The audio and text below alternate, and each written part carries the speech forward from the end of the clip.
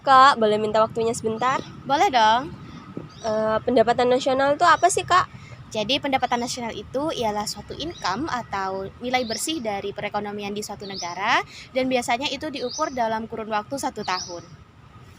Bagaimana dengan konsep pendapatan nasional Kak? Untuk konsep pendapatan nasional itu sendiri terdiri dari beberapa aspek, yaitu yang pertama produk domestik bruto, yang kedua produk nasional bruto, yang ketiga produk nasional neto, yang keempat pendapatan nasional neto, yang kelima pendapatan perseorangan, dan yang keenam pendapatan disposable. Kalau kesenjangan ekonomi itu apa sih Kak?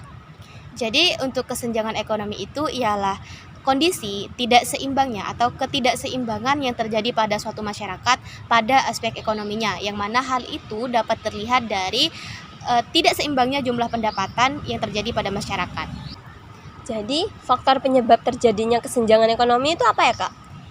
Penyebab terjadinya kesenjangan ekonomi itu sendiri terjadi karena beberapa faktor. Yang pertama karena kondisi demografi, yang kedua karena kondisi pendidikan, yang ketiga kurang meratanya lapangan pekerjaan, yang keempat kurang meratanya pembangunan, dan yang kelima pendapatan yang tidak merata. Gimana sih cara kita untuk mengetahui indikator untuk kesenjangan ekonomi itu? Oke, untuk mengetahui seberapa timpang distribusi pendapatan dalam sebuah negara, itu yang paling kentara atau yang paling mudah untuk kita baca datanya itu terkait dengan kurva Lorenz dan juga indeks Gini.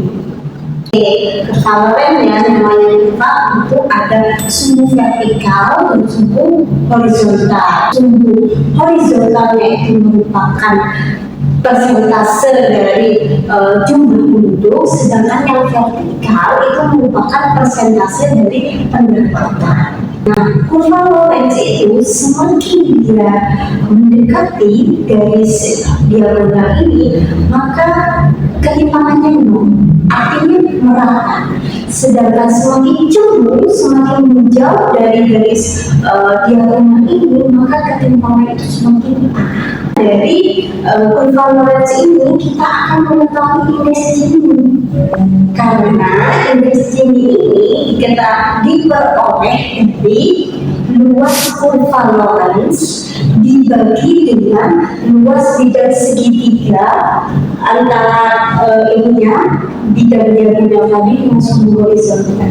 Untuk mengurangi ketimpangan ekonomi selain dari kebijakan itu dari pemerintah itu apa?